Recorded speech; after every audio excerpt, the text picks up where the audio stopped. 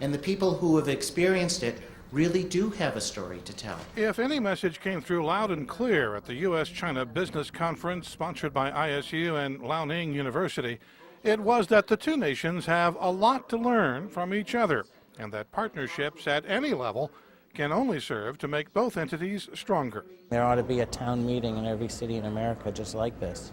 The awareness of China often doesn't get beyond the big numbers and the fear. There's a lot of on-the-ground knowledge, which is both comforting and essential for all of our futures. The panels here are superb, real nuts and bolt practitioners. So I think Sinopec has a good future. One such presenter was Paul Lowe, who started his own bank 15 years ago.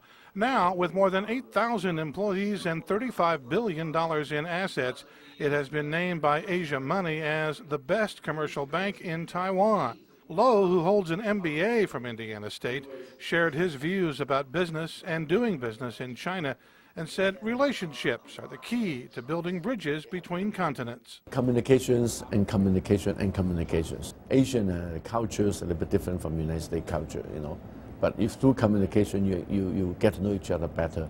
But all human beings are basically looking for better future. We all want our family to be more healthy, more prosperous. In particular with exports coming out of China that will be coming in. ISU President Lloyd Benjamin laid the groundwork for the conference during a visit to China in August.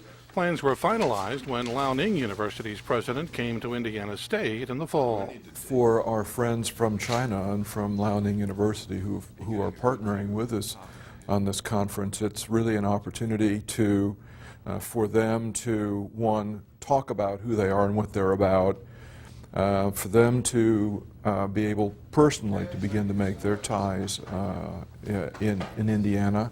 Indiana State University and Liaoning University. Liaoning University's president sees this as an effort to reach out to the world at large, a role that all higher education institutions are called to play, and one Liaoning and ISU are pursuing as partners, colleagues, and friends.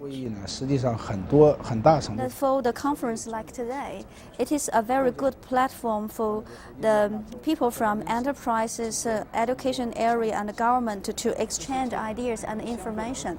And this platform will also further promote, I think it will promote the Chinese companies to understand the United States better and maybe in the future to invest in the United States. These investments, particularly from companies in the Midwest, could serve as a litmus test for the rest of the world. Indiana's in the center of the country, but it's also kind of the canary in the mine for our China experience because it is, manufacturing is so dominant here. Not only does Indiana have a lot to learn from these panels, but the rest of us have a lot to learn from what happens in Indiana. As time goes by, more and more Chinese companies may find it attractive to come to the U.S., and U.S. companies may find it beneficial to seek out similar opportunities in China. Not only are American resources moving to China, but resources are moving back, and product is moving back, and forcing American industry to become more competitive and more profitable at the same time. So that's the two-way street. It really is good for American investors and American consumers, and it's very good for American workers, even though you don't hear that very often. We all live in one world now. Indiana State is preparing tomorrow's leaders for the global economy that is already a strong reality. Through its Networks Scholars Program, ISU has regular opportunities to expose the best and brightest financial services students to other cultures. We have a new generation of sort of future leaders of the industry who have much sort of broader goals, are very excited to be able to participate on a global basis, not just here in Indiana, but bringing it back to Indiana and taking what we learn here globally.